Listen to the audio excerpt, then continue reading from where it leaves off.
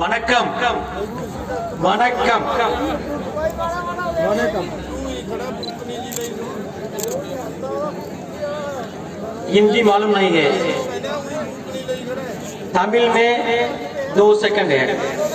என் அன்புக்குரிய விவசாய பெருமக்களுக்கு, தமிழகத்திலிருந்து தமிழக விவசாயிகள் அனைவருடைய அன்பையும் பேர் ஆதரவையும் தெரிவிப்பதற்காக டெல்லிக்கு வந்திருக்கின்றேன்। உங்கள் அனைவருக்கும் என்னுடைய அன்பார்ந்த நல்வாழ்த்துக்கள்। போராடுவோம், வெற்றி பெறுவோம்।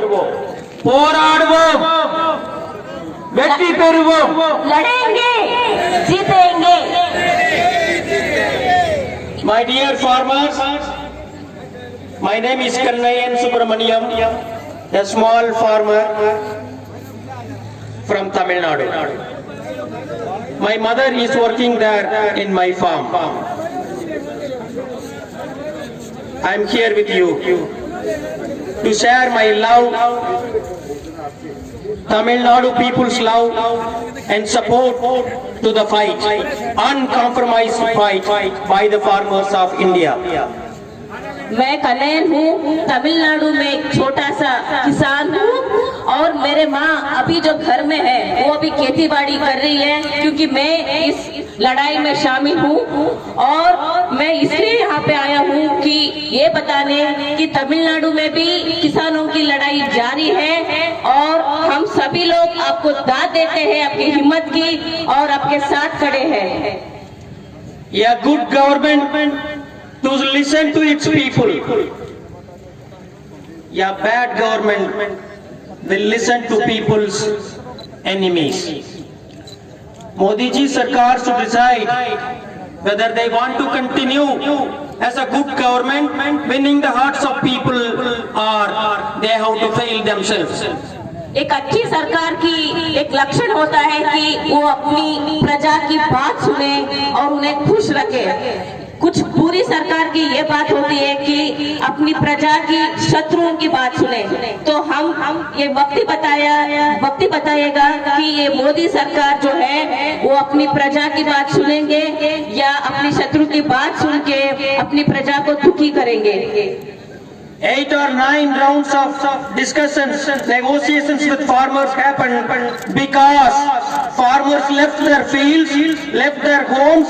They have assembled here. They have made this highway as their residence in Delhi, escorted Delhi. That's why government invited us for a negotiation. Otherwise, they will never think of farmers. They will never invite us for any negotiation. सरकार 8 और 9 बार बातचीत के लिए बैठे हैं, कभी भी एक हल नहीं निकालने का कोशिश किया। इसलिए आज हजारों किसान यहाँ पे दिल्ली के इस गर्मी में, इस ठंडी में यहाँ पे बैठे हैं। इसी की वजह से सरकार अब दबाव में आया है कि आगे बातचीत करने के लिए भी सोच रही है। तो ऐसी सरकार है कि लोगों को तकलीफ में ले जा रही है। We have coordination at national level, we have coordination at every state level and regional level. But government never thought of having a dialogue with farmers. But the industrial houses, the traders consortium always have access to the Prime Minister's office or the concerned ministries. They are always listening to them, and that is reflected in the policy frameworks. Not the farmers' aspirations are reflecting in the farmers, in the government's policies or in the legislations they are bringing in. पूरे किसानों की ये पूरे देश भर में उनका एक नेटवर्क है, अपनी ही बात कहने के लिए एक शक्ति स्वरूप अपने लोगों को इकट्ठा करते हुए काम करते हैं। मगर इनका बात ना सुने, सरकार पूंजीपतियों की बात सुन रही है और उनको पूरे पार्लियामेंट तक जो सरकार की नीति है उसमें उनका इन्फ्लुएंस रहता है। जो किसानों का हित में होता है उनके बारे में वो सोच नहीं रही है। In 1995, World Trade Organization came into existence. United States, European Union, Canada, many other developed countries are saying that India should discontinue to procure wheat and rice from the farmers, and they should not have stock holding. We have to dismantle our Food Corporation of India. This is the demand of the developed countries. 1995 में WTO organisation एक पैदा हुआ। उसका एक ही demand है कि भारत जैसे देश में जो सरकार गेहूं और चावल किसानों से खरीद के पूरे देश भर के लोगों को PDS के द्वारा जो देता है अनाज, वो ना दे, वो बंद कर दे। और जो भी सरकार अपनी धान्य को अपनी शेखरण करता है वो भी ना करे। इसी बात पे वो लोग उस वक्त से स्टार्ट हुआ। तो अब हम जो भी देख रहे हैं नतीजा, ये उसी वक्त का फल है कि हमारे किसानों को धोखा दे रही है। One of the main demand is that India should discontinue minimum support price. That is the main demand of the developed countries and the big corporations. जो डेवलप्ड कंट्रीज हम बोलते हैं, जैसे कि यूरोपियन यूनियन, अमेरिका जैसे देशों का एक ही डिमांड है कि भारत जैसे देश वो अपने किसानों को मिनिमम सपोर्ट प्राइस जो है वो ना दे और किसानों से ना खरीदे धान्य, वो मार्केट प्राइस पे चले जाए। उसी डिमांड पे वो लोग अड़े हैं। Modi ji Sarkar submitted itself to the international powers and corporate powers. They have brought this legislation to dismantle this MSP regime and also to dismantle Food Corporation of India, mandi systems, and expose farmers, producers to face free market economy that has always been disadvantaging the farmers. पूंजीपति देशों की शर्त मानने के लिए हमारी सरकार के प्रधानमंत्री झुक गया और हमारी किसानों को बेच दिया, क्योंकि वो चाहते हैं कि जो अनाज खरीदता है, फूड कॉर्पोरेशन ऑफ इंडिया खरीदता है, वो ना खरीदे और लोगों को तकलीफ हो और वो रास्ते पे आ जाए। What was the urgency for the government during the pandemic?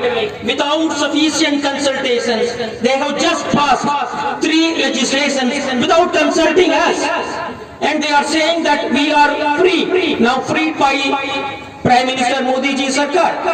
Are we not free before? Are we got this freedom after some fight or negotiation or by some demand? सरकार ये कह रही है कि जब ये 3 कानूनों को लागू किया, उन्होंने कहा कि हमारे किसानों को हम मुक्त कर देंगे, स्वतंत्र कर देंगे। क्या हम पहले स्वतंत्र नहीं थे क्या? किसान पहले भी स्वतंत्र थे, मगर उसके बहुत सारी मुश्किलें थी, उसका हल निकालना था। उसके बजाय हमें धोखे में रखकर ये जो 3 कानून है वो लागू कर रहे हैं। This is the best ever fight by the farmers. The whole world is looking after us, what we are doing. I am sure that we will win. We will continue our fight until we will win.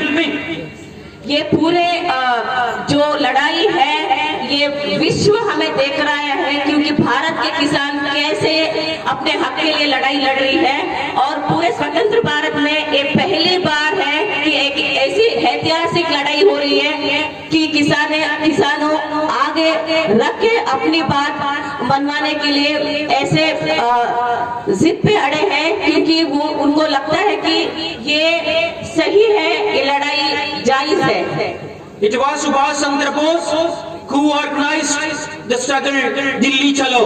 We are in Delhi. We will never leave Delhi without securing our victory. My hearty wishes on behalf of Tamil Nadu and Dakshin Bharat farmers community. Thank you very much for the opportunity. आप सबको ये कहना चाहते हैं कि दिल्ली चलो की पहली कॉल दिया था सुभाष चंद्र बोस ने। अब हम लोग दिल्ली में बैठे हैं, हम अपनी बात मनवाएंगे। पूरे तमिलनाडु के किसान, कर्नाटक के किसान, पूरे दक्षिण भारत के किसान आप लोगों के साथ में है। हम लोग भी वहाँ पिछले नवंबर से लेकर लड़ाई जारी रखे हैं। आप लोगों के साथ बेशर्त हम साथ देते हैं। पूरे किसान एक है, हम ये लड़ाई जीत के ही सभी लोग जाएंगे।